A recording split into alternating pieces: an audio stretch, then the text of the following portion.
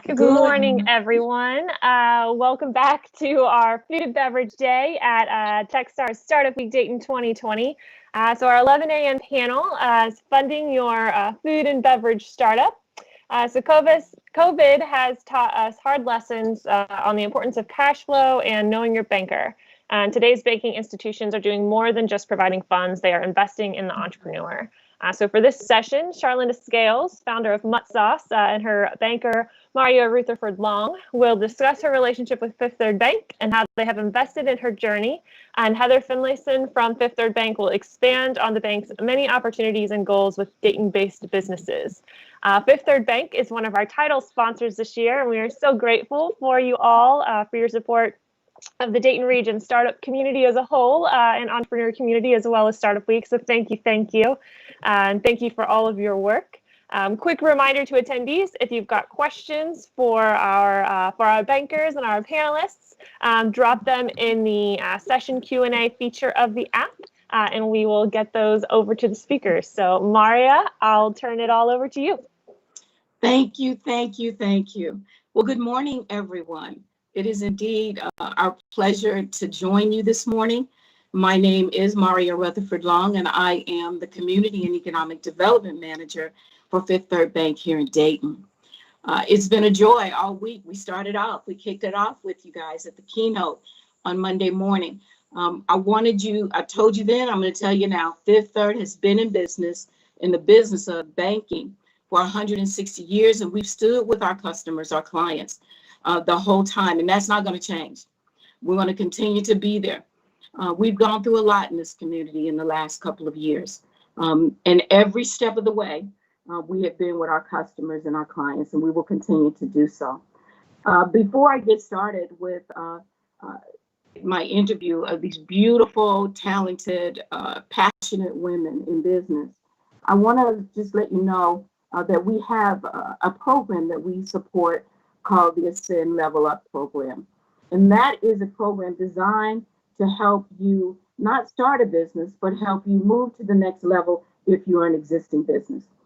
It is a free program, and you can reach out to our illustrious presenters, Don Eric Black and Belinda Stinson.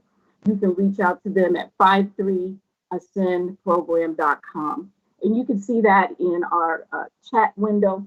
And please do reach out. This is a great program. We've had some great success. And Charlynda Scales is one of the graduates of it. So without any further from me, I want to introduce you to Charlynda Scales, who's the owner of Mutt.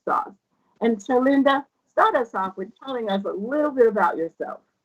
Well, thank you, Miss Maria. And I'm just so humbled to be a part of this Startup Week, continue to be a part of the community, to give back, just telling everyone what we've experienced, and I'm happy to testify about it.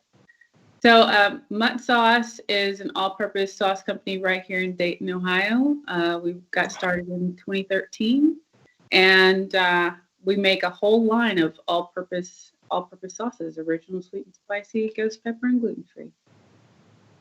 So tell me a little bit about where that came from. Tell me a little bit more about that story. Okay. So the story of Mutt Sauce is actually about my grandfather. His name is Charlie Farrell, and his call sign when he was in Korea and Vietnam in the Air Force was Mutt, because he had the ability to blend in anywhere. He was a very adaptable personality and just generally got along with everyone.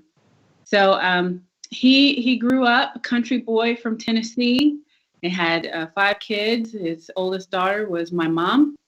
And growing up, they ate this sauce that he invented in 1956. And so that's how long the sauce has been in a jar in the fridge in our family.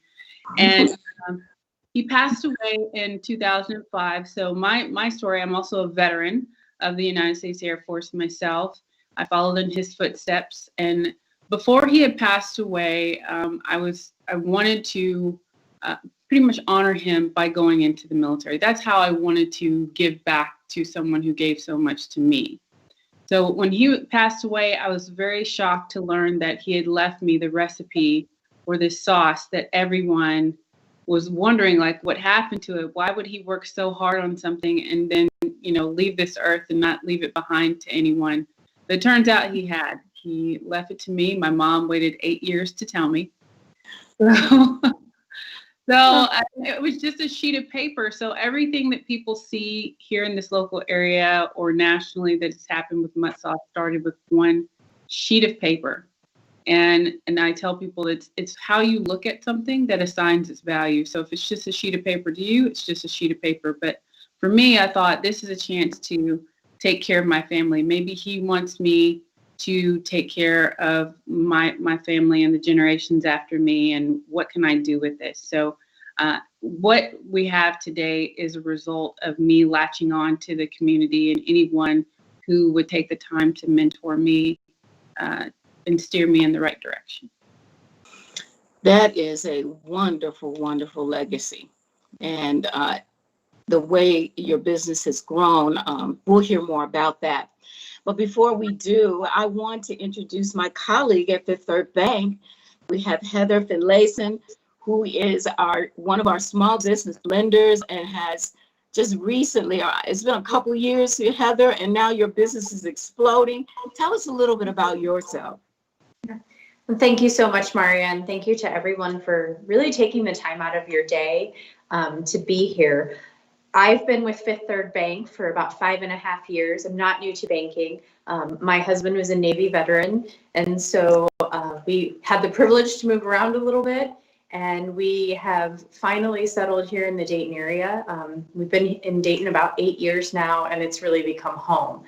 And kind of in our travels, really have found that Dayton is a very unique community from a business perspective and a banking perspective. You have organizations that just care about seeing their communities thrive. And that is one of the reasons I was so drawn to Fifth Third and their culture, because that is important. And we need, I think, more Charlyndas in the world with that passion and that drive and that legacy, because I think that's what really sustains our communities and helps us to grow. I feel very honored to be part of the business banking team because I love hearing the stories, and I love seeing those businesses have a dream, have a piece of paper that means more to them than someone realizes, and then it grows from there. And so I'm very grateful to be here and happy to share some insight. Thank you, Heather. Charlynda, it's a tough time for the food industry. When you got started, what were the things you found helpful in starting your company, Mutt Sauce? Sure. So, it's unconventional. I tell people I'm not a chef, and even though I did study business management in school, it's nothing like entrepreneurship. So you just kind of have to dive into it. But what I found to be helpful was just listening to people. I listened to, actually I Googled at first. I Googled free help because I knew I needed help. And I didn't have a lot of money, so I said, well, let me just Google free help. And what came up was SCORE, so score.org. There's a Dayton chapter, and they provide free mentorship for small businesses. So I took a session, and my mentor assigned me, his name was John Suter, and he was about the same age as my grandfather if he were still alive, and he had exited a couple manufacturing companies. So he said, he's going to move at the speed of determination. And I said, well, how fast is that? And he said, however determined you are to make this happen, that's going to happen. So, but he thought that, it's not just giving me a checklist and telling me what to do. He knew that peer mentorship was just as important. So he scouted out a peer mentor, someone who also owned a food business in the industry, but had already accomplished what I had hoped to accomplish, which was to take the recipe and turn it into an actual consumer retail product, a physical, tangible product. And my mentor that he found, her name is Peggy Bellamy, and she owned a Bit of a Bite salsa. So it was a little salsa company.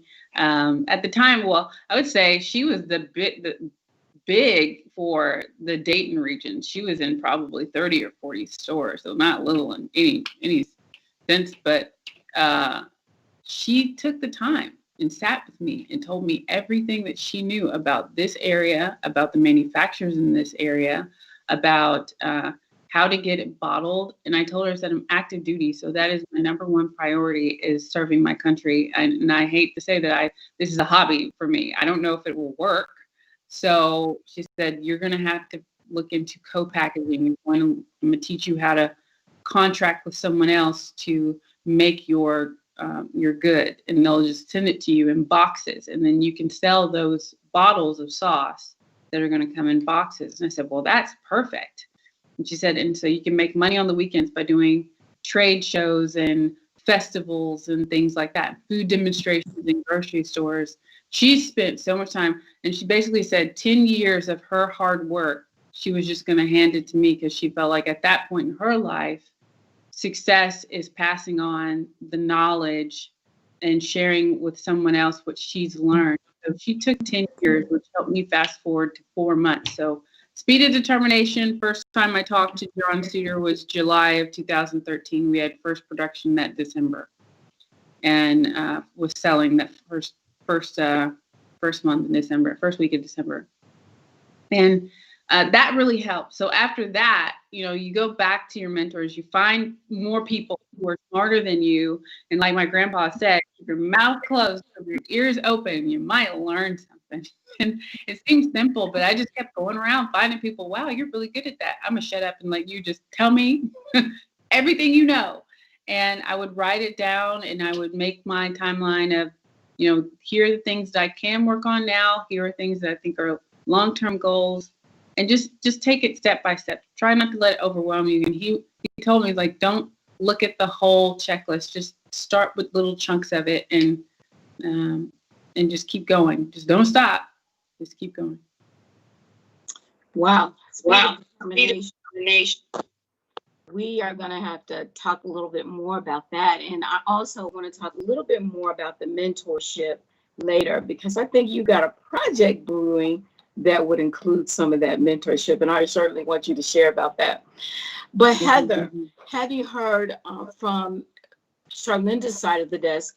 Can you share with our audience what you see would be important for folks to know when starting a business? Yeah, absolutely. And there were a couple of great things. I even had to write them down for myself, is what do you need to know? And the resources, I think, is the key.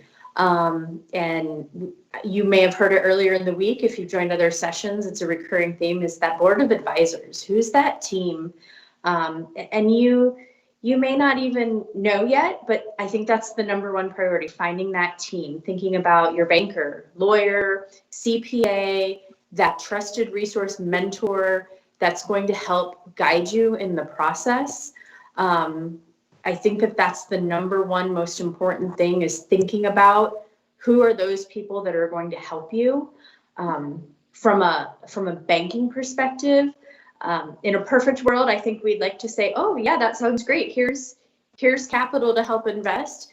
But there might be some steps that we need to help with in between. And I think that's where Fifth Third is a little different. It's starting from the ground up. It's the basics and understanding the whole financial picture. So that's the value of that banker board of advisor, is maybe as a business owner or a potential business owner, you have a great idea, but you really have a hard time managing your budget.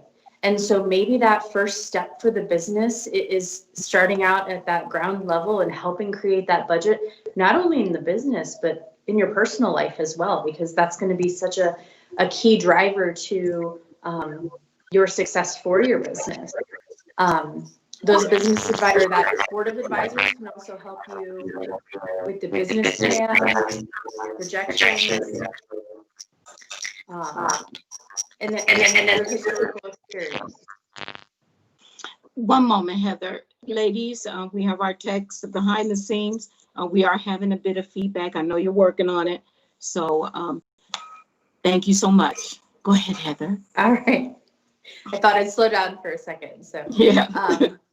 Creating the business plan, creating your business resume. Those are what those mentors, that support, can help you with. Startup liquidity, whether that is you personally building that startup liquidity, asking friends, family, other folks that may help. But really, what's that experience? What's that driver? What are your projections, and being honest in those projections? I'm sure that, Charlynda, when you started out, you were kind of being very honest with, I'm going to see some red for a little while before I'm going to see those numbers shift, and I have to be aware of that and plan for that. And so I think that those are some of the key drivers in what do I want to do when I'm thinking about starting. Get that board of advisors, get that team and those resources around you. That was just what Kala said. He said, and I call it the dream team. He said the one thing about a banker is that we're free. It doesn't cost you anything to talk to us. You have to pay your accountant, you have to pay your lawyer, or you have to pay your CPA. But to talk to a banker and have them as a trusted advisor on your team is free. So take advantage of and developing that relationship with the banker before you need the money. And I'm not talking about the teller. I'm talking about the branch manager. Have the branch manager introduce you to the small business banker. They're busy, but if you get on their schedule, as Heather said, they'll be glad to talk with you about your dreams, your goals. We also have the Level Up Ascend program, where they'll take a deep dive into what's going on in your business. And they will tell you straight up, no chaser, because it's not for the weak. This entrepreneurship is not for the weak. Am I right about it, Charlynda? You have to get a thick skin. And so they will tell you up front, let you know, but then they'll help you. That's the key. You got to be transparent, be willing to hear the constructive criticism. And I believe, and I always will believe, that feedback is the breakfast of champions. You want to succeed, you're going to need to listen. Charlynda, you referred to that. So let's go back to you, Charlynda. Tell me what it was like when you first started working with Fifth Third Bank. You remember where we met? Oh my gosh, it's been years, and that's a good thing, right? We've had a long history together, and what I love about Fifth Third Bank is the fact that you guys care, and you can tell that you care about the entrepreneur. It's not just about, the finance side of it. It's about the person's life, their hopes and dreams, the local economy, how to make the city that you're in better, how to make the community better. And I've felt that since the very first time I met you anyway. Of course, when I walked into the van, I could tell immediately, I was like, okay, she's for real. I was talking about my goals, and you're nodding your head. You're like, how are we going to get there? It wasn't how are we going to get there. It was how are we going to get there? And that, to me, was the hallmark difference between any bank that I ever worked with before. We sat down, we charted out goals, and I had this dream of being in Kroger. And I said, I really want to be in Kroger. And I think I was working with another banker, and I was like, they're giving me mounds of paperwork, and I don't even understand it. And I don't know what to fill out. And why do I have to fill out this sheet? And so you guys just sat me down, explained everything. And it wasn't this long drawn out, okay, 6 months from now, you're still going to be considered. When I'm sitting there, like, I'm about to get dropped with this purchase order, and they want this sauce immediately. So being able to fulfill the Kroger order was because of Fifth Third Bank. I couldn't have done it without you guys. And then after that, the investment in not only Mutt sauce, but me as a person continued when I learned that I had made it was called the Course for Presidents. Is at Aileron, and Aileron's in Tip City, and it's just this awesome campus where you can grow as a small business owner. You're working on the inside, is that stuff like the ego, and we all were raised differently, and that was something we'll talk about in Power, I'm sure. But what was very interesting to me, and during the Empower session, was when we sat down with Fifth Third Bank rep to talk about growing up. what's your relationship with money? Did anyone in your childhood talk to you about finances? And it was just shocking to me that I realized that no one ever talked to me about it. It was never a sit down at the dinner table and conversation about it. So in some ways, I had insecurities when it came to finances that is a barrier to me being successful. I have to overcome it. It's something that I have to overcome in my journey, is being afraid to talk about bills and finances and debt and things like that. It's such a negative feeling for me. I don't like it. And I had to be honest with myself about that as a thing for me. Mm-hmm. Mm-hmm. But when you have someone in your corner, like Fifth Third Bank is in your corner, they're talking to you about that. They're talking to you and saying, you know what, this is something that she has to deal with. So let's just send her to Course for Presidents. Let's send her to the Empower program, because they also sponsor me for Empower. So they're putting me in the room where I normally wouldn't be able to afford to be in the room. I wouldn't be connected enough to be in that room, because when I went to the Course for Presidents, they didn't tell me what other business owners were there. I remember going to a conference in Miami after Course for Presidents, and I'm sitting in this stadium, huge, for Miami Dolphins, and there's a huge banner, and it was a tax accounting firm, and I was like, why does that name look familiar? I mean, this is a huge banner. It said title sponsor of this event for 10,000 people. And it was my classmate in A. Laron's Course for Presidents. And I just knew him as Frosty, because we all had nicknames. We didn't talk about our companies. We were just talking person to person. And those are the caliber of people that they put me in the room with. And they continued to do so over the last couple of years. So my love is infinite for you guys. Well, we love you right back. And I will never forget that day that you came onto the e-bus, that instant connection. And then that wonderful time of digging in and rolling up our sleeves. And I have never had a prouder moment when you told me that you filled the order for Kroger. That was a huge deal. I think they are the #1 retailer, grocer in the country. And so for those of you out there who have a dream or an idea, never give up on it. You may be just one relationship away from that. So on the e-bus, we're going to have another virtual e-bus. We can't take the bus around because of COVID, but we're going to do a virtual e-bus starting on October the 21st, a 4-week series called Small Biz Wisdom. And we will have it on Wednesdays. And more to come on that. You'll see some information come out on LinkedIn or on Facebook about that. But I wanted to ask you, Heather, when you hear Charlynda's story, do you have other businesses that, and you don't have to be specific about names, but other businesses that have a similar story, just that one relationship away, just meeting the right person, or the banker or the accountant? Can you tell us a little bit about building a relationship with the banker? Yeah, I think that that's such a huge piece, and I hate to say it's who you know, but it's how you connect with them and how you engage, and just to give a little backstory on what Charlynda was kind of saying that what was your historical experience with finances and money? I had the privilege to kind of lead that session, and it was very eye-opening just to see all the ladies in the room kind of go, oh, okay.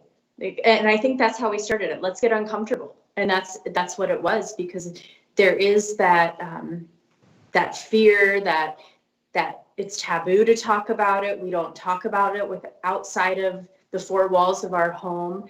And I think that that's really important. And I think that that's what is needed more, is to talk about it. And it helps us, because, as you said, you're one relationship away. And if I'm struggling to, create that budget. I'm struggling to find that I need to have, somebody help me with the day-to-day financial logistics. I just don't understand these invoices. It may be, hey, you know what? I sat next to somebody in this course that happens to be a CPA, and maybe I could pass that along. And what I found in my experience just in banking in general is that's how it works. We create relationships, we create connectivity and centers of influence, not for the purpose of selling products and services, but really for the purpose to build relationships and help everybody thrive, communities thrive. And so that relationship is so important to day in and day out, and listening. We just need to listen to what people need. And it may be something as simple as, you know what, I'm struggling in this one piece of financially. Hey, I have somebody that can help you with that. I can help walk you through that. Because I think that that's what's needed to tell the story for the business owner and that entrepreneur. You need that advocate that's going to tell your story.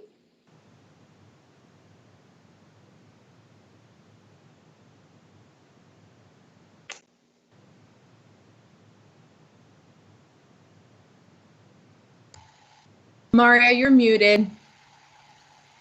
Thank you. Thank you, darling. I apologize. There are some times when we are absolutely going to have to be uncomfortable. So you might as well get comfortable with being uncomfortable. And in the Empower cohort that's presented by the Chamber, the Dayton Area Chamber of Commerce, Fifth Third does sponsor that program. We've been the title sponsor since its inception.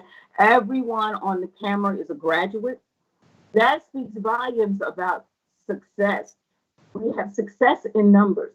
When we leverage what each other has, when we share information, when we push each other to be in the room. Charlynda Scales, and you're going to tell us about being in the room. You got to be in the room.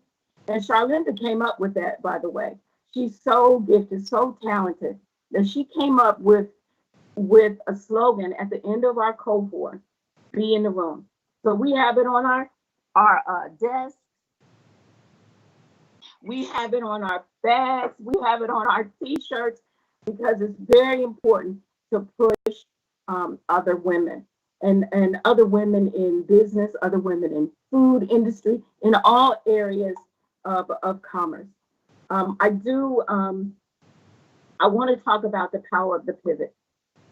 Both of you have had to pivot in your business. And so, Charlynda, I want to talk to you a little bit about how has COVID impacted Mutt Sauce's business?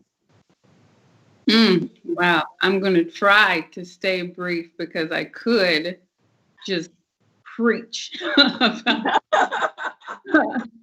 this is real. And for people who are owning small businesses, for some, it's been great, actually. And for some, it's been absolutely devastating. And even before COVID hit, one thing that I was remarking on is how depressing it is to see a region that has such thriving and talented food entrepreneurs, and all you see in like Dayton.com, Dayton Business Journal, beloved restaurant, beloved chef, beloved baker. It's always the beloved person that we all, rally to go to their place, and they're going out of business.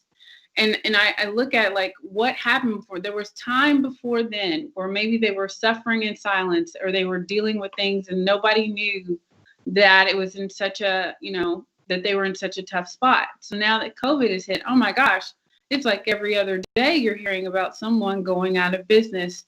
For Mutt Sauce, at the time that this happened, it was March, and I just had a baby. I had a whole plan. So my business model was 90% retail in-person events and then 10% e-commerce. I've been paying for this e-commerce through this website for 5 years, and I was maybe doing like 5 orders a month. If someone needed something and they couldn't find it at Dots Market or Dorothy Lane or at the Popcorn Festival, then you can go on muttsauce.com. It was an afterthought. somewhere around summer of last year, some of my mentors and board of advisors, which Don Eric, by the way, sits on my board of advisors. Somewhere around last summer, they started saying, you really need to think about e-commerce, because being business to customer, B2C, you can have a better profit margin, and you have a little bit control over operations. And if you have it on a website like mine's hosted on Shopify.com, they give you analytics automatically. So you can see the breakdown of the sales. What flavor do they like? What region is buying more? And it just kind of helps you target your customers a little bit better when you have those analytics and those reports. I didn't listen at all. I kept thinking, I'm going to be fine. But then I'm starting to hear from my food broker, Charlynda, you're a small business. Kroger was very aggressive. They're like, we're going to put you in 80 something stores. I'm like, financially, mentally, everything was prepared for about 40. So they give me double. And I would tell any small business entrepreneur, someone starting out, being everything, because I hear some people start out, they're like, I'm going to be nationwide. You might not want to do that, because if you are everywhere, guess what you have to do? You have to market everywhere. You have to have a team everywhere. Can you afford all that? So they put me in 80 stores next to Stubbs, Guy Fieri, and Sweet Baby Ray and Montgomery Inn, who have multi-million-dollar marketing budgets. Charlynda doesn't have a multi-million-dollar marketing budget. So I was doing everything that I could to try to compete. I would save money. And I remember I did $5,000. I saved $5,000. And the same time I did a coupon what I thought would be great and people would buy the product, Montgomery Inn did 10 for 10 and completely drowned out my campaign. Like completely drowned out. So I'm trying to figure out how to recover. But in my head, I was still thinking retail. Well, I had May through September of 2020 lined up. I had paid for so many festivals. I'm going to do that. I get out of the hospital with my baby. I said I have at least a month to recover before I start doing all these festivals. And all I'm getting in the hospital is cancellations. Every single event for the entire year was canceled. So now you have no income. You have a new baby. Your parents are here. So I'm a single, I'm an only child that takes care of both of my parents. And I'm the sole income for the entire household. So when you look at life and when COVID hit, I'm like, I don't know what I'm going to do. I was panicking, you're just I wanted to just concentrate on taking care of my baby. But, I'm in Empower, which for me was keeping me motivated, was really keeping my spirits up, because you're not alone in this. There's other women who are working hard and they understand where you come from, not just as a business person, but as a woman, as a person, as a mom. And so they can sustain you in ways that, being on your own cannot. What we had to do, some entrepreneurs, they can get advice. They're not stubborn. They immediately listen. Sometimes that's me, but most of the time I'm very stubborn, and you can't just nudge me to the cliff. You have to kick me off. And that's what happened. COVID kicked me off the cliff. And I went back to my website. I opened up YouTube, and I've probably every night, every day, I watch YouTube. I learned something else on YouTube. I find something that I can learn on YouTube. The entire Be in the Room campaign, all the merchandise, I sat and just watched how to start a merchandise line on YouTube. And so that's what I had to change my mindset from Mutt Sauce is not a company that's been in business for 5 years. Mutt Sauce is a startup. And I'm going to roll up my sleeves like I did in 2013. And we're going to grind. We went back to Shopify. I learned how to do conversions. I started doing PR and telling people my story. And I think in June was the month, June of this year, all of the average sales that I would make May through September, we made in 1 month. In June, online. No standing outside, no standing in the rain, no being in the grocery store, just muttsauce.com. Say that again.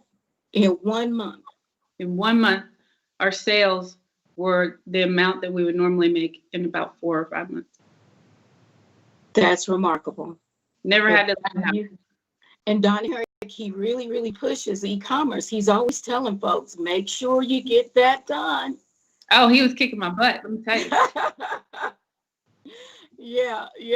Sales is everything to Don Herrick. So if anybody goes to Ascend, if it's sales, he doesn't want to hear, there's no way I can't do it. You can sell. He's like, there's any situation is an opportunity to sell. And he said, right now, some people are making more money than they've ever made before. And it has nothing to do with being inside or being outside. It's being able to adapt to where people are. Meet them where they are. They're at home.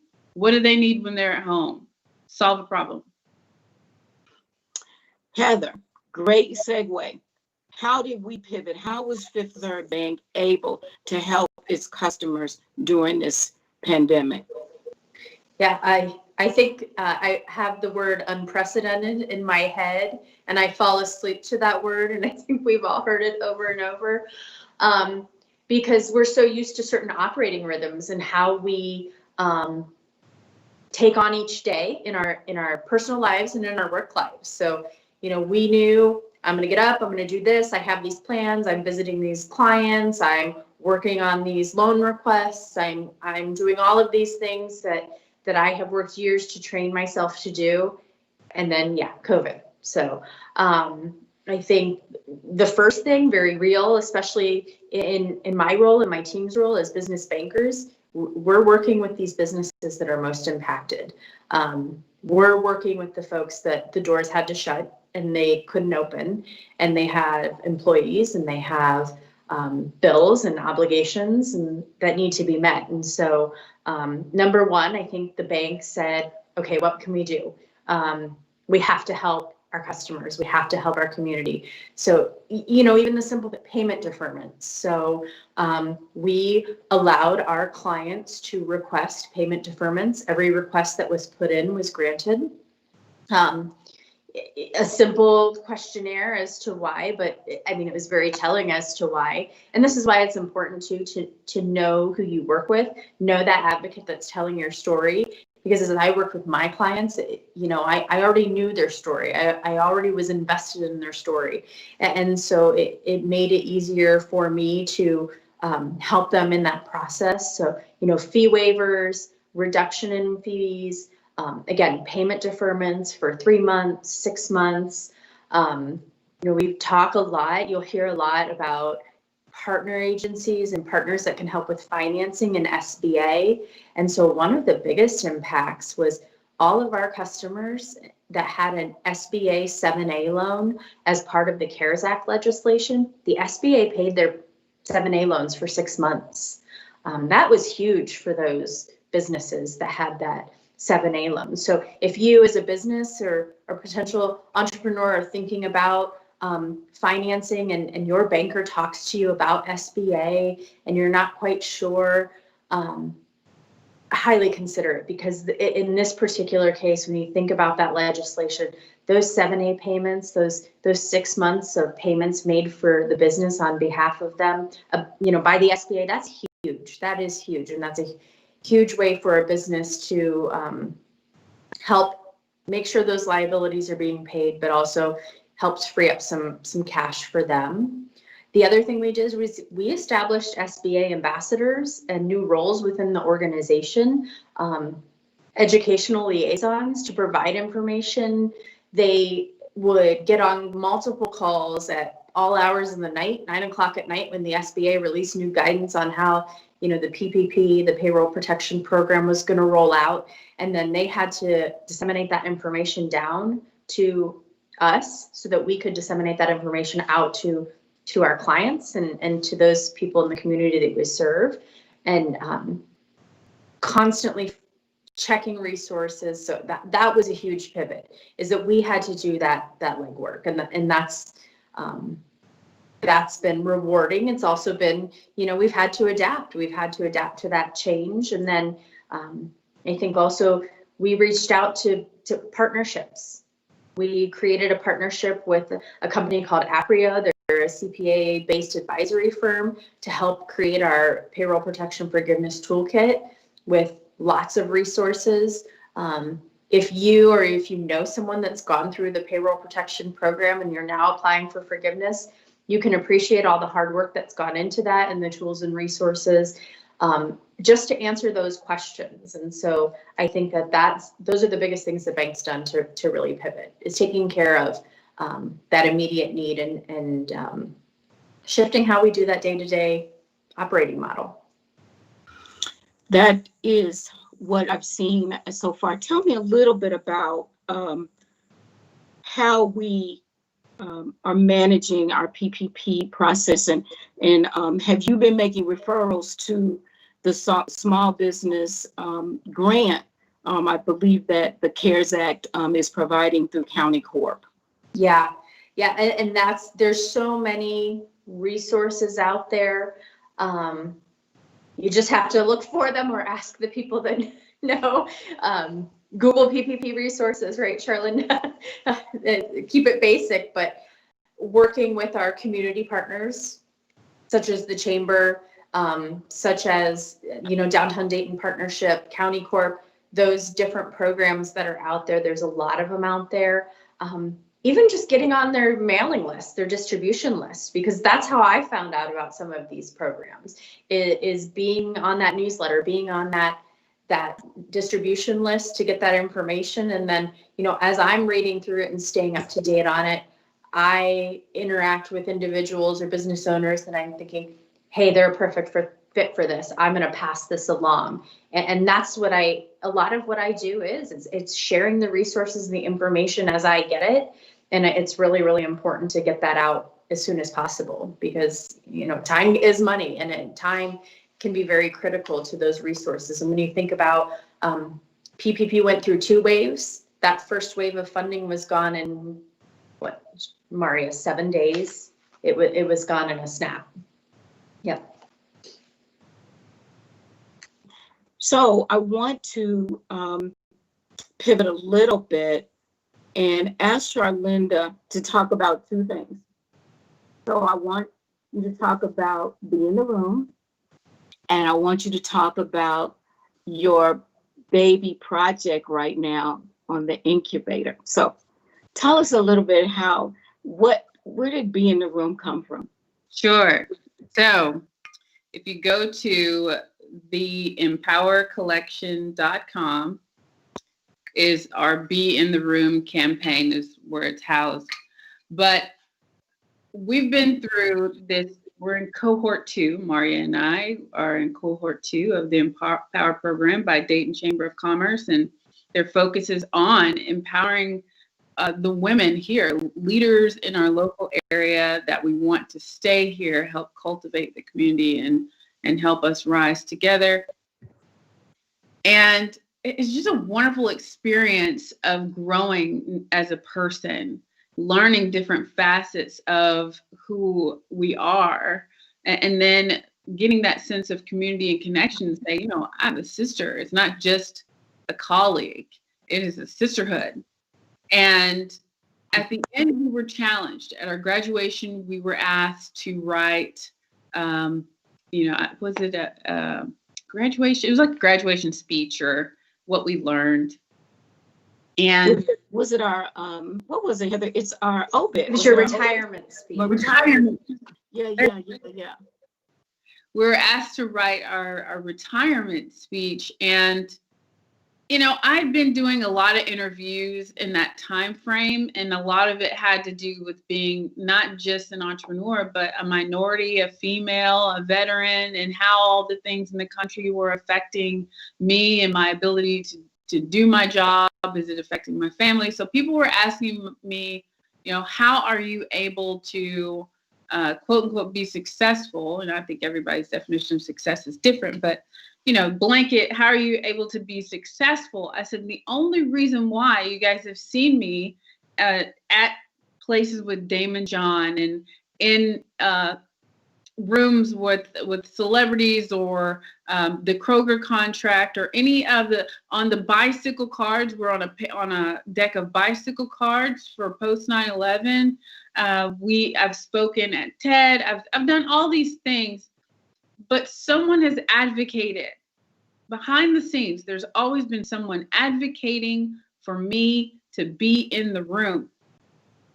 That for some reason, she needs to be in there to add a different perspective, to enhance her chances of getting to the next level. She needs to be with next level people. So people have been, I have benefited from having people advocate for me to be in the room. And now I understand the power of diversity, not only of racial background, but women too. I mean, we're still in this fight for gender equality. So I want to help every woman be in the room. That's what Empower is doing. They're saying, hey, there's this, you deserve to be on this board. And right when I was about to graduate, someone who was sitting on the Dayton board of Dayton Children's Hospital, the board of women, they said, we need somebody on the board. I was like, okay. Well, I met her at Empower. So Samantha was the one who asked me to be on the board. I said, wow, had I not been given a chance from, you back it up. If I had not been given a chance from Fifth Third Bank, I wouldn't have been in Empower. If I hadn't been in Empower, I wouldn't know Miss Mari was in there. If I hadn't been there with Miss Mari, we hadn't had a conversation with Samantha. If I hadn't talked to Samantha, I would have never been on the board, So you see all the people in this process of the power of being in the room. So when I said that, everyone was like, yeah, we got to be in the room.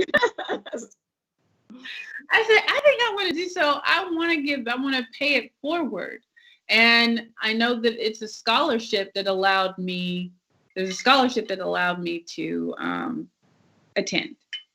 And I wanted to take the monetary value of being in the room and sponsor someone else, or if there's anything that they needed to make the program better, if it had a monetary value, we could use proceeds from this. We have t-shirts and mugs and all kinds of stuff, and you're able to make a statement. So it starts a conversation of, what does that mean? Well, it means we're knocking down doors and glass ceilings and we're shattering it to smithereens, one woman at a time. That's what we're doing here. So it starts here, it has started in the Dayton area. I hope that it grows. I really do, because I think that our country is great because of how many different types of backgrounds and different women that we have. So that's what I hope to happen there. And then I've been working, I think we're getting a hook. Audrey, we're out of time. Yeah, we got a couple more minutes. I'd just like to pop on and kind of consider this your warning to wrap up.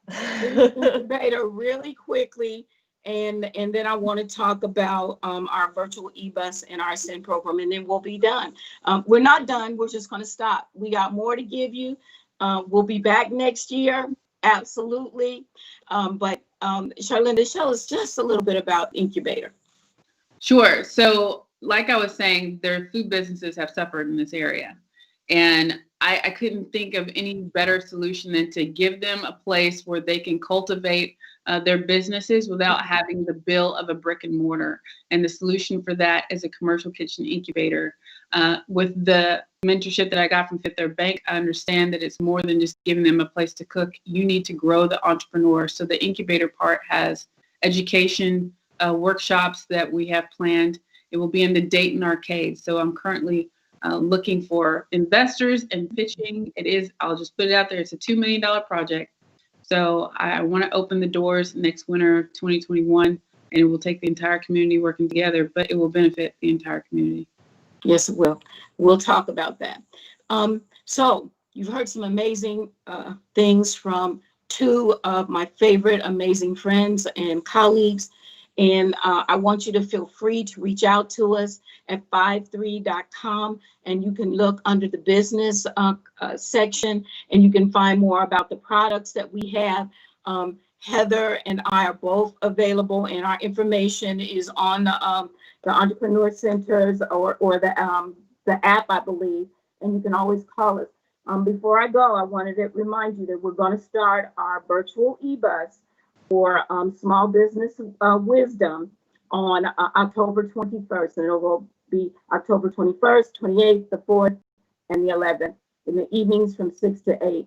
And you got to apply through 53ascendprogram.com.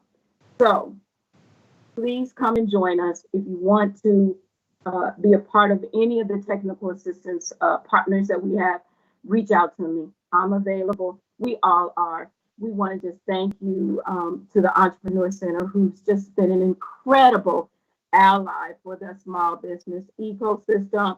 Where will we be without you? We work together in this town. So I recommend that you don't feel like you're isolated.